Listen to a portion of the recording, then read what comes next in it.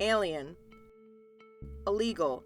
These are some of the words people use to describe recent immigrants to the United States. In 2014, recent immigrants, both documented and undocumented, made up about 13% of the U.S. population. They have been the target of increased hostility since the election of Donald J. Trump. But, many ask, aren't we the nation of immigrants? This is the beginning of a 5-part series aiming to decode immigration in the U.S. On this journey, we will break down the immigration process, look at the hostility toward immigrants throughout American history, and analyze proposed policies that would directly affect the American immigration system.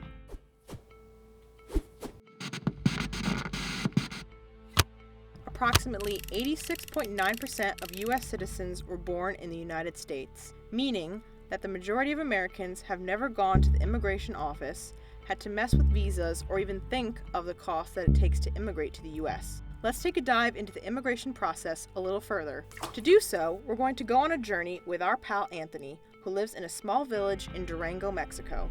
He just turned 21 and is having trouble finding opportunities at home. So, he made the decision to leave behind home for the United States to his own American dream. For Anthony to immigrate to the United States, there are a few paths. He could A. Seek long permanent residency through a family-sponsored visa where an immediate family member who is LPR would take him in and sponsor his visa. This is how 80% of documented immigrants come to the U.S. B. Seek LPR through an employment-based visa if he has a specialty skill, advanced degree, or could perform work that U.S. citizens can't. C. Seek LPR through a diversity-based visa where Anthony will be entered into a lottery system for individuals who are from countries with low rates of immigration to the United States. D. Seek refugee status if he felt persecuted on the basis of race, religion, nationality, or political opinion if returned to Durango. E. Apply to United States higher education system as an international student and become a conditional permanent resident.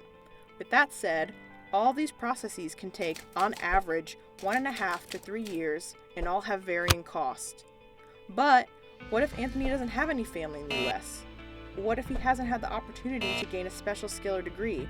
What if he can't seek refugee status since he is not being persecuted against? What if he doesn't qualify for a diversity-based visa? Or what if he doesn't have the funds to study at U.S. institutions?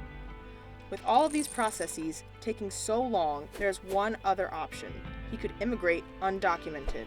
In 2014, 11.1 million undocumented immigrants came to the U.S., making up about 3% of the population. This raises the question, is the problem inherently in the people trying to immigrate, or the U.S. processes for immigration?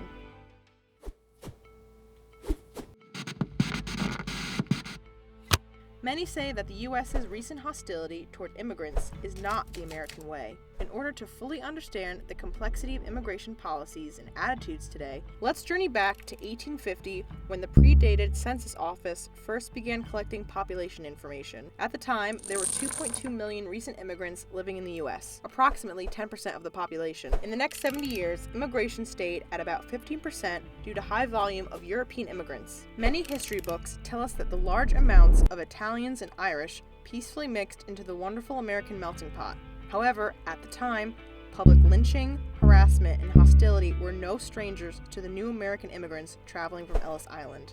There were also many laws, such as the inclusion of the Asiatic Barred Zone and the Chinese Exclusion Act, in place to prevent Asian immigrants from entering the country in order to keep the West whiter. In addition to exclusion of Asian immigrants, in 1921 and 1924, more restrictive immigration laws were passed as we led into the Great Depression and later World War II. During the 1940s, the U.S. denied many Jews and other groups seeking refuge under these laws. The immigration rate kept at around 5% until 1970, when immigration increased rapidly after Congress's abolishment of national origin admission quotas with the Immigration and Nationality Act of 1965. This made it easier for immigrants with family and special skills to immigrate to the U.S.